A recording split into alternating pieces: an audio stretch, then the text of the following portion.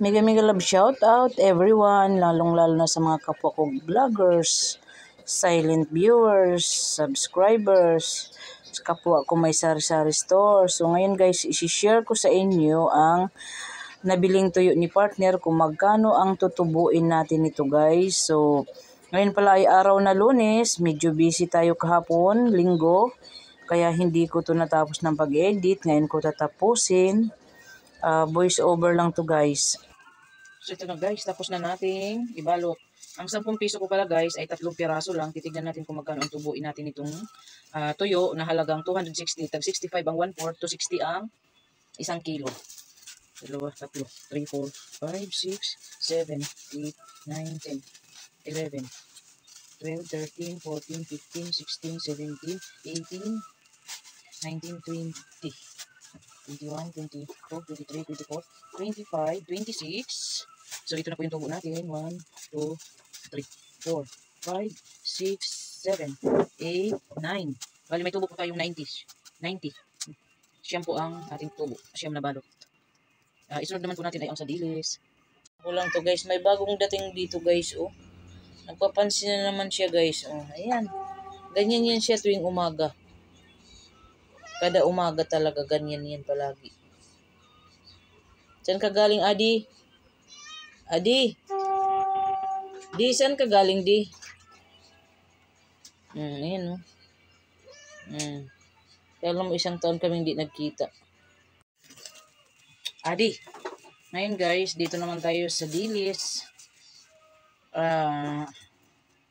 Tinatansya lang natin guys. Ito pala ay 1/4 hanggang 100. So, tinatansya natin muna ang ano nito, ang dami. Ayan. Ito siya ay tinatali ko to siya. Hindi muna natin itatali kaya para kung titignan natin kung magkano yung tutubuin natin. Para pwede pa natin ma-adjust, pwedeng dagdagan, pwedeng bawasan. Tinatansya muna natin ang dami. Aray ko, Adi. Si ano pala guys, si partner ang namalingki nito kasi namili ng pang ihaw-ihaw ngayon. Aray, Adi ko naman yung alaga ko dito ang ligalig. Yung kuko mo, Adi. Siya na lang yung namili, sinabay na sa pagbili na ano namin ngayon lulutuin na pang ihaw-ihaw. So ngayon pala guys, no ay araw na Linggo. Ano ba ang pitsa na ngayon eh? Hindi ko alam.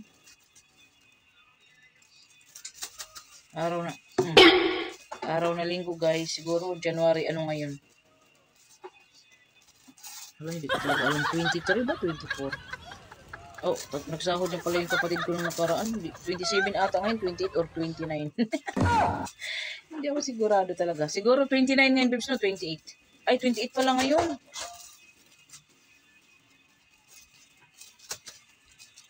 28 pala kasi maghuhulog kami ng paluwagan pala ngayon. Ano ba yan guys, no? Ulyani na talaga ako. Simula nung wala akong trabaho, hindi ko na inaabangan kung ano ang araw, ano ang petsa. Wala na akong pakialam sa petsa talaga. Yun. Araw na lang ang inaabangan ko na Sabado na. Kasi pag Sabado, sahod naman ni partner. Yun yung inaabangan kong araw na makapangbayad sa mga tangots-tangots.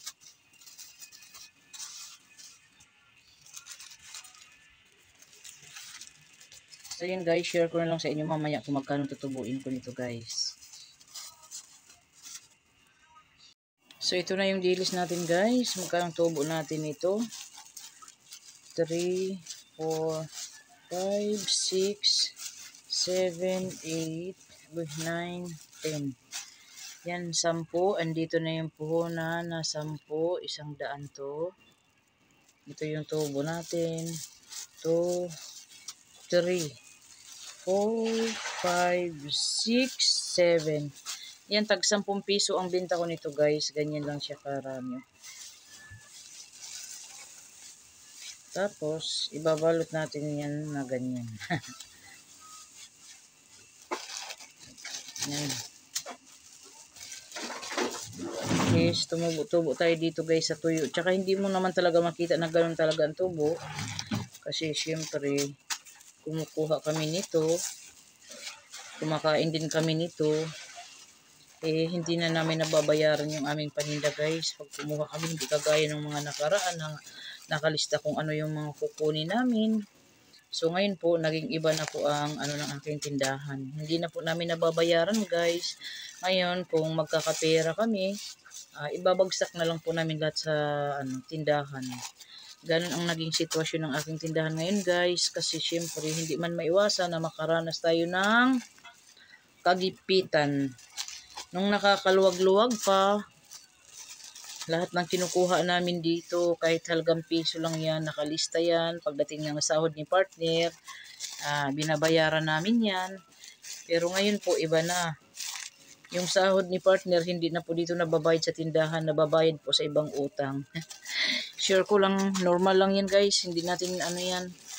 Normal lang na maranasan yan sa isang may may halos naman siguro at lahat nakaranas ng ganyan. So ayan po.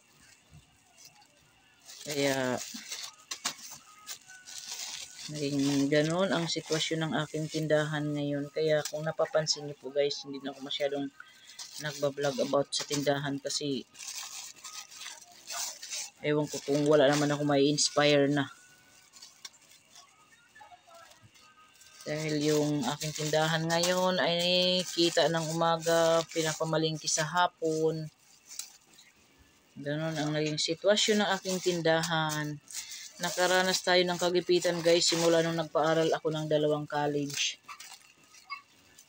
Magastos po kaya naging ganon. Kaya laban lang, Florenda's Vlog.